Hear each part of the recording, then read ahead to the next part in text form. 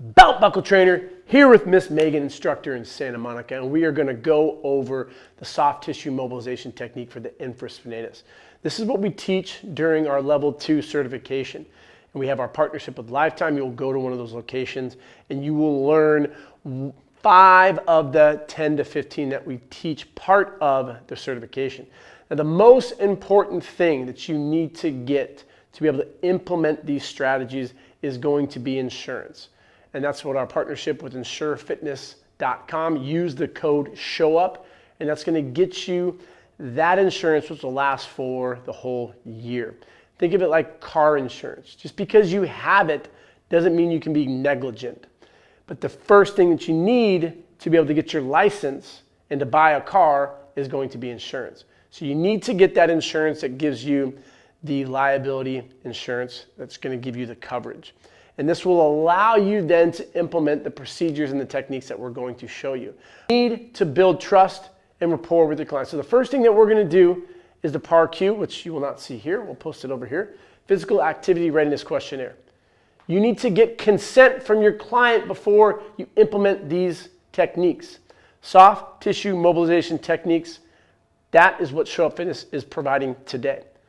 And what you're going to be getting when you go to a seminar or you're going through the online program. You need to get consent. And then as you learn the medical history, you would then implement tests to see if you need to refer out to your partner, which would be a physical therapist.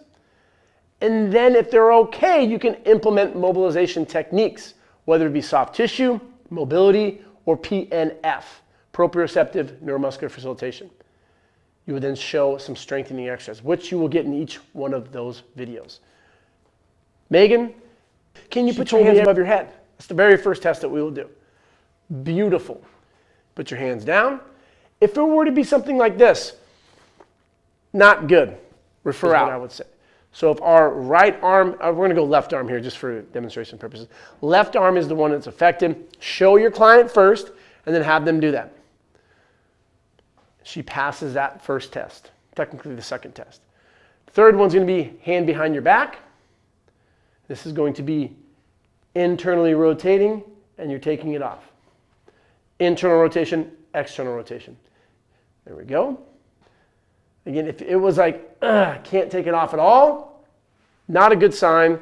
Maybe it's a rotator cuff. Maybe it's a torn labrum. Maybe it's a bicep. I don't know. But that's what we are identifying here, the red flags to refer out. What can we work with when it comes to shoulder pain? And that's what we talk about with central amplification. Parts of the body can be more tonic, and the infraspinatus is one of those spots. I'm going to get into this tissue right here. Ask your client before you touch them. Don't start moving their hair around. Ask them to please move their hair. I'm going to put my arm in front of Megan because when I apply pressure, she's likely to go forward. So always ask for permission. Is it right if I put my arm in front of you? And now I'm going to find an area and I'm going to apply pressure with my thumb. Ideally, you'd be in front of a mirror so you can see her discomfort. Let me know, Megan, when this gets up to a 7 or so. Oh, it's at a 7. You can see how she's slightly moving. That's why I put my arm here. So again, I would be doing this in front of a mirror for better communication. I would watch facial grimaces, hold that area. I'm not massaging her. I'm not moving skin. I'm not manipulating her scapula, her humerus, her cervical or thoracic regions. I'm just applying pressure. You would then hold, breathe. Let me know when that discomfort comes down to roughly a 3 or 4. Your professionalism is huge. I'm not going to be whispering sweet nothings into her ear. How does that feel? No, don't make it weird. This is a great technique to do on a gym floor, especially with a massage table. Our partnership with Lifetime, all of their gyms have these tables. I highly suggest doing it so people can see that you are a qualified level 2 trainer. And then when she calms down, you can apply a little more pressure. You can see how she moved again. As you practice more and more and more, this is going to become very natural. I don't need her to be in front of a mirror. Okay, it's down. Now it's down. It's very common. This area will get nice and red. We don't want to do it so hard where Now they're bruised. If you have a client who's a little older, has sensitive skin, this is common to get bruised, so be very careful of that. Now, a lot of times, if we were to test Megan in the first and she was like, it kind of feels uncomfortable, after this technique, they'll be like, whoa, wow, I feel a lot better. That's when we get into the next steps. I'm going to show you a very simple mobility technique, putting your arms straight out. I'm going to have Megan internally rotate her right arm, extreme as much as she can, externally rotate her left. And just by doing 3 to 5 of those rotations back and forth, we're rotating the humerus, which articulates with the scapula, that scapulothoracic, the glenohumeral joint. Acromioclavicular is the stable one. As exercise techniques, we wouldn't be doing all of these. You do 1 soft tissue, maybe 2. Then you would do 1 mobility, 1 or 2 strengthening. You could also implement the strengthening part of the accessories within the CCA.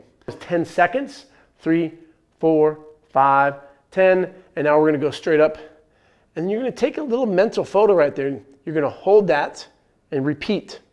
And you're going to see each time that she does this PNF, a contract, relax, agonist and or antagonist relax contraction. You'll see that there's different techniques. You go up as far as you can. We don't want to have rotation of the thoracic. You're just working with that glenohumeral joint. You're going to be getting as high as you can, straight up. Each time we should be getting a little more range of motion. 3 to 5 repetitions, and then we would get into strengthening. Orange, you have to look at the thickness of the band. Black is a lot more challenging. You're going to want to pull apart, keeping your back flat on the ground. Nice 45-degree angle here. We hold for a good 60 seconds. This is the one time you can take out your clock or use it on your watch, 45 seconds to a minute.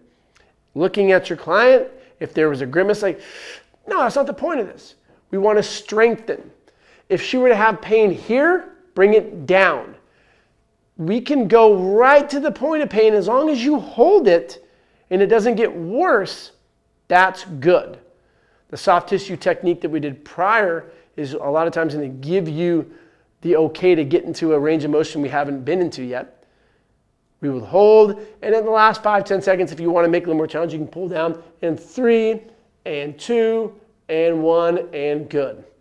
Rest for 30 seconds to a minute. If you want to flip over and do a plank or something, you could, and you repeat for 2 to 3 rounds. Remember, it's all about tissue capacity. I could have this on the back of my hand, do it with my client. You can do